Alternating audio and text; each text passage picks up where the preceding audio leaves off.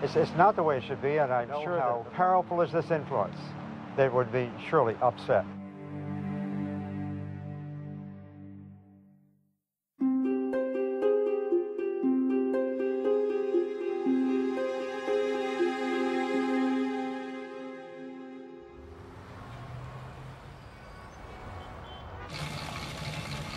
I had been a runner for 14 years, in fact, a marathoner.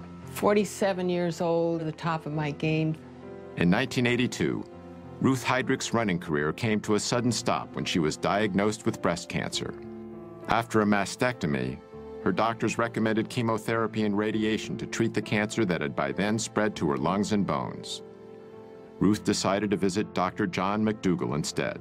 And I said, Ruth, I've spent my residency collecting information on diet and breast cancer. And it's all in these files right here. Sit in my office and read through it and see what you think. He said, these are the studies that show what I'm trying to prove is that diet can reverse breast cancer.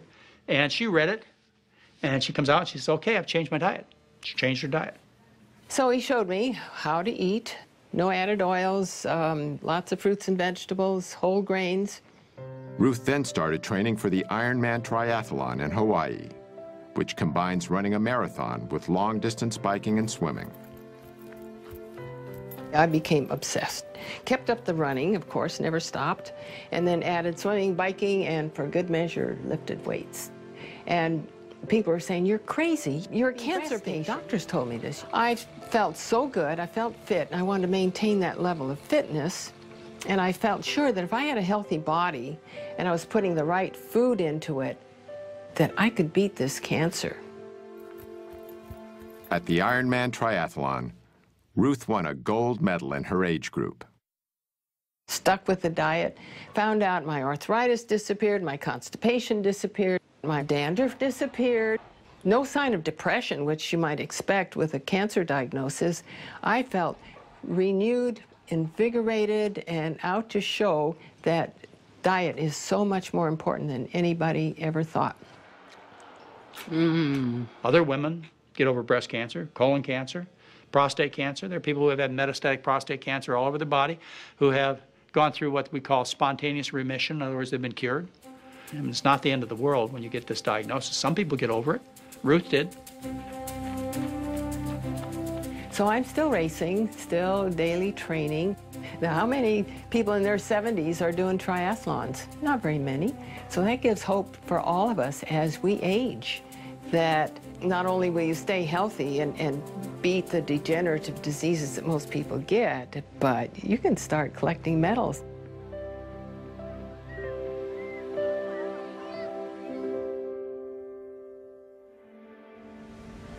The food choices we make have profound global effects. It takes over 10 times the amount of energy from fossil fuels to produce a calorie of animal-based food than it does to produce a calorie of plant food. Since the 1970s, 20% of the Amazon's rainforest has been destroyed. That's an area the size of California. 80% of this cleared land is now occupied by livestock. The world's cattle alone eat enough grain to feed 8.7 billion people, nearly 2 billion more than the population on Earth. With almost 1 billion malnourished people across the globe, redirecting even a portion of the grain used to fatten cattle could feed every hungry mouth on the planet. For Gene Bauer, factors like these, combined with a deep respect for animals, helped convince him to adopt a plant-based diet. Mr. Bauer is president and co-founder of Farm Sanctuary near Watkins Glen, New York. It provides a safe haven for animals that have been abandoned or abused. I grew up eating animals, like most people in our country, but once I started considering my food choices, I recognized that I didn't really want to eat animals.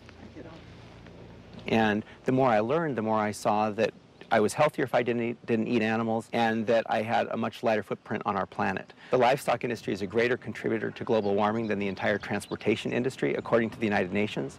So by eating meat, milk, and eggs the way we are, we're harming our own health, we're slaughtering 10 billion innocent animals every year in the US, and we're destroying the planet. Statistics compiled from the United Nations and the World Health Organization demonstrate the profound global effect that diet has on health. These are the estimated amounts of animal foods produced in 9 countries, a figure that's closely related to animal food consumption. These are the numbers of deaths due to heart disease and cancer in the same countries. In the United States, the very same diseases continue to have a grave impact. Even with the billions of dollars spent on cardiac treatment, heart disease is still the #1 cause of death, killing over 600,000 people a year. And the elephant in the room, when we talk about stents and heart bypass surgery, is the fact that, well, it's no question, in an emergency, these procedures are absolutely life-saving. But when they're done electively, and these procedures do not protect from new heart attacks. Stents and bypass operations are used mainly to treat large arterial blockages. Yet according to many research studies, only a small percentage of heart attacks are caused by the largest buildups of plaque. The rest are caused by the more numerous, newer blockages that are far more inflamed and much more likely to rupture than the larger, older, more stable plaques. And so this is why those procedures don't treat the disease. They are treating symptoms. Dr. Esselstyn has been eating the same foods that he has recommended to his patients for over 25 years. One of his sons, Rip Esselstyn, used a plant-based diet to fuel a successful 10-year career as a professional triathlete.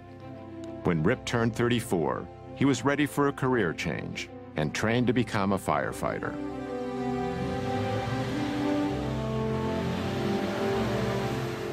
Rip was assigned to Engine Company No. 2 in Austin, Texas. We're incredibly competitive here at the fire station, and we love making bets. So we were out on the porch one night, and we kind of made this the lowest cholesterol level. So the next morning, we drove to a lab, got tested, and the results came back, and it led to a discovery that J.R. James Ray, our resident redneck, had a cholesterol of 344. Pretty much means you're knocking at death's door. And so what we did in an act of solidarity is the next day we went about eating a plant-strong diet to basically save his life and save his arteries.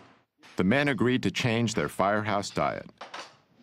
But in Texas, old eating habits die hard.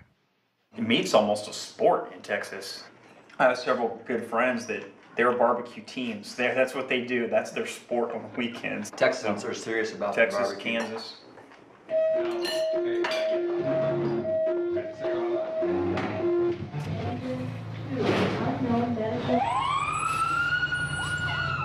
Well, guys associate being manly with eating meat. And if you're a firefighter, it's exponentially so. Last year, for example, there were 133 firefighter fatalities in the United States. 52% were from heart disease. Our #1 killer of in the line of duty deaths for firefighters is heart disease. After just 3 weeks on his new diet, JR tested his blood cholesterol and it dropped 148 points, a decrease of 43%.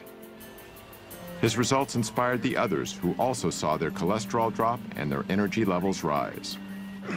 As firemen, they were not only helping themselves, they were in better shape to assist others. One of the things about being a firefighter is you don't have any idea what your next call could be. We may have a high-rise alarm where we have to go up 20 flights of stairs with air packs on, with all of our bunker gear on, with a high-rise pack on our backs. Anybody can go down the pole, but not everybody can go up, especially without their legs. And right there, you're talking about an additional 75 to 100 pounds that you have to carry up 20 flights of stairs. You have to have an amazing aerobic capacity and strength in order to do that.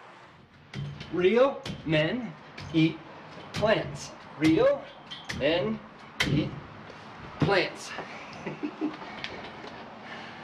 You know, as firefighters, everybody thinks that we fight fire, and we do. But over 70% of our calls are medical emergencies where we are responding to heart disease, hypertension, type 2 diabetes, rampant. And so we see up close and personal basically the destruction that's being caused by the standard American diet. To me, the answer is just absolutely so simple, it's criminal. And it's just people starting to take responsibility for their health and starting to eat more plant-based foods. It's that simple. After 13 weeks on a whole foods plant-based diet, it was time to get my results from Dr. Letterman. When you started, your weight was 231 pounds, Right. now 211 pounds. Okay, that's So 20-pound drop there. Wow. Your blood pressure was 142/82 when you started. It's now 112/70. Wow, All right. that's a big drop, That's a nice drop. Oh yeah, that's great. And it'll just keep dropping as you continue to do awesome. this. Your pulse was resting at 92 when you started. It's now down to 60 resting. Okay, cool. Your total cholesterol, though, went from 241 Right. down to 154. What? Yeah, that was pretty amazing. 241 down to 154. 154? 154, yeah. It's really, and your LDL, which is your bad cholesterol, I think this is the most impressive, went from 157 down to 80. No way! Yeah, that's amazing, though, to drop almost in half. We did CRP last time, which is sort of the marker of the inflammation in the heart and the blood vessels, and that went from 6.0 down to 2.8. Without using any medications, I significantly reduced my chances of getting a heart attack and many other diseases. Tomorrow marks 20 weeks on the program. I've lost 45 pounds. I've reversed the diabetes. You have to know that everybody is so incredibly proud of what you've done. I don't have to rely on the medication. I have a lot of energy that I didn't have before. My children love it. They're so proud of me, and they tell me all the time. I had a little saying that I've carried around for maybe the last 2 years, and it's win the war. Do not let one lost battle end the war. If you do break down and give in to temptation, do not quit. Just get right back on track. Not tomorrow, but right now. The diabetes is not coming back. I'm not going to let it come back, nor the weight. The message is you're in control of your life. Joey Coyne had over 24 health problems, including type 2 diabetes. But after 22 weeks eating plant-based foods, his condition had changed dramatically. Hey, how you doing? Back again. And you're getting healthier. Your weight is down 28 pounds. You feel better than you have. 26 out of 27 complaints are gone completely. Your marker of inflammation in the vessels is down to that of a normal person. Your blood sugars are coming down. They continue to come down even on a daily basis, which are going to get better. Your cholesterol is significantly lower than it was when you first started, before you ever started taking any pills. Your blood pressure, compared to how it was before while on pills, it was still elevated. And you just said you've never felt like this before. You look at how you look in the pictures. You look healthier. So, like I told you before, I explained how the numbers can affect our judgment of what real health is. And it's not just the numbers; it's overall the entire picture. And your picture looks fantastic. I was taking 9 pills a day and 2 shots. So I was spending almost $150 to $200 a month on medication, above my insurance. Just think about that. I've been doing it 5 months. I've saved, $800 to $1,000 already because I haven't taken 1 pill, 1 shot. So think about what that saved me, not just me, the insurance company. The U.S. government will give you figures that 75% of the dollars spent in healthcare are due to chronic illnesses, and these are due to diet and lifestyle.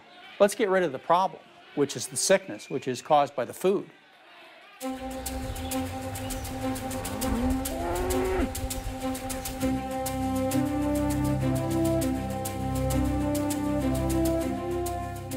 Now well into their 70s, Doctors Campbell and Esselstyn are both vital and active. They also continue to spread their message. If you carefully look at our school children, already the arteries to their brain, the carotid artery, is getting some intimal medial thickening. Dr. Esselstyn lectures about his research all over the United States and abroad. His wife, Ann, frequently accompanies him to help counsel patients and to demonstrate the preparation of plant-based foods. Dr. Esselstyn is also director of the Cardiovascular Disease Prevention and Reversal Program at the Cleveland Clinic's Wellness Institute. Like Dr. Esselstyn,